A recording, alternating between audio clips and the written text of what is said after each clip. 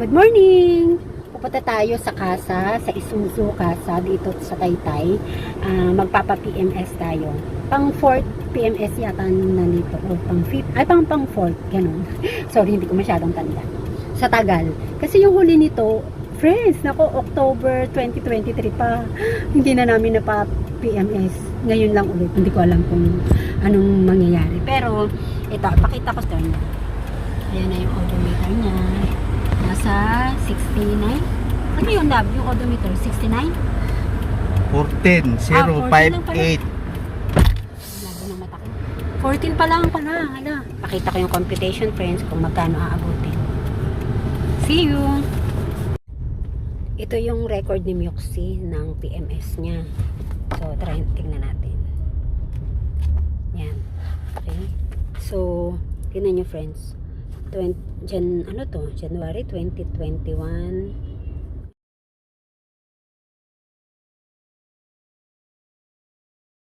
Yung third naman niya. Yung last nating bisita ay October 28 pa. 2023. Lang tagal. So, ngayon, ito na yung next niya. Kasi, 15 kms. Ano na si... Yung kms ba? Ano ba yun? Yung odometer ba yun? Yan na yun, kilometers. Tapos, ito yung ano niya, 14. 1406. Diba? Ano pa nga eh. Medyo maaga pa nga eh. Pero, ganun katagal. Diba? Kasi hindi ito masyadong, friends, nagala-gala si Myoxi sa malalayo. Banda, dito lang sa amin, malapit lang. So, tignan natin kung magkano magagastos natin. Friends, medyo malapit na tayo sa casa. Isuzu Taytay Rizal. Ay, malapit siya sa SM Taytay. Kaya, habang nag-aantay tayo sa pag-maintain kay Myoxi, gambay muna tayo dun sa SM. Ayan, ang SM Taytay. At, nandito na si ayan na. Ayan siya, Isuzu Taytay.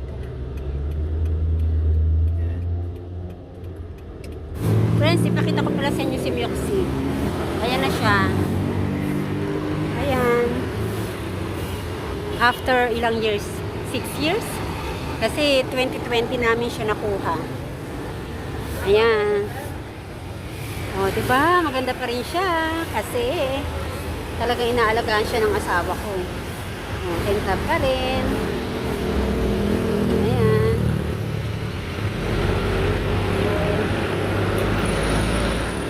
Ayan siya. Diba? Yung harap niya. Okay, pasok na tayo.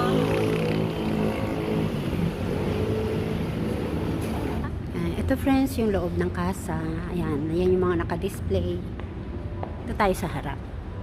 Para Isuzu Travis din to. Pero, patruck siya. Ito naman, closed van. 32K ang down. Diba? Ito naman yung mga MUX nila na bagong model. 58K. Ibang-iba na yung itsura, no? Ibang-iba na. Ganda. Ganda ng ano nila. Ayun na si Myoxi. Pinapasok na si Myoxi.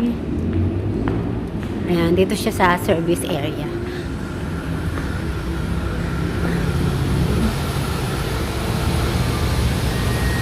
Okay. Tapos meron din sila ditong waiting area. Ayan, may waiting area dito. Kung gusto mong mag-relax habang nag-aantay, meron pa coffee sila.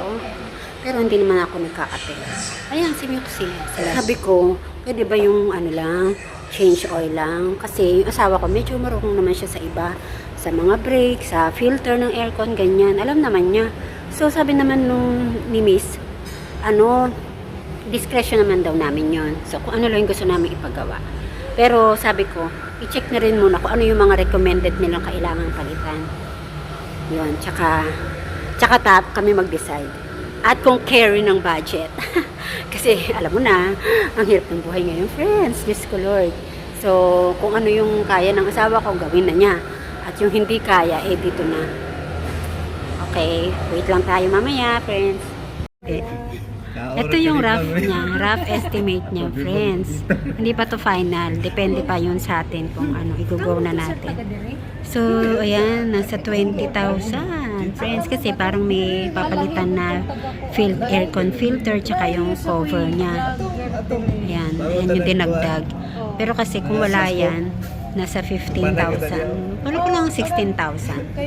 Pero parang may sinasabi siyang pwedeng i-discount sa parts yata. Pero sa labor, ano na yan, fixed na. Okay, so ito medyo hindi na namin pinasama yung wheel alignment. Wala yung wheel kayo.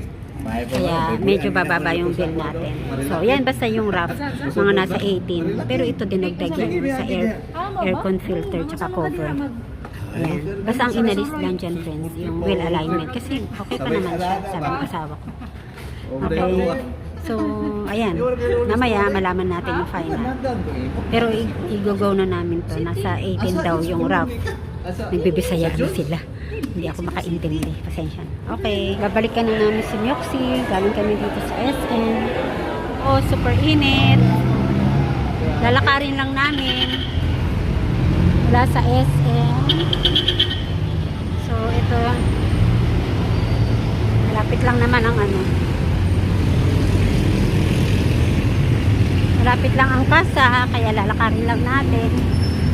So, iniwan namin si Myoxi ng 11. Mga 11:30. Ganon. Tapos, ito. For 4 na. Bali, tumawag na yung ano sa service. Kaya pupuntahan na namin. Yan o. Yan ang si Isuzu. Kadikit lang ng SM. Ayan.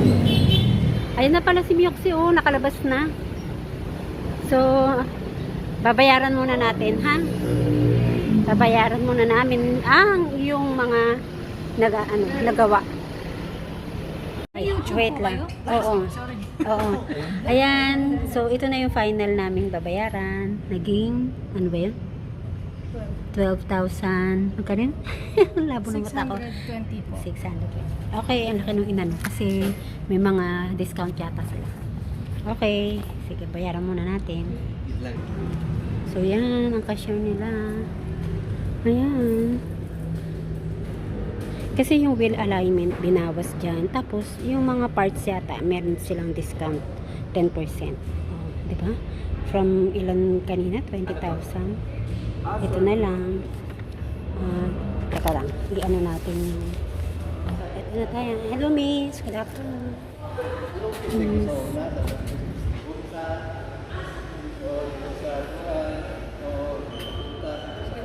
Okay. 6, 7, 8, 9, 10, 11, 12, 13. Already received 13,000 po. Okay. Hi, Jackie. Thank you, Jackie. Bye-bye.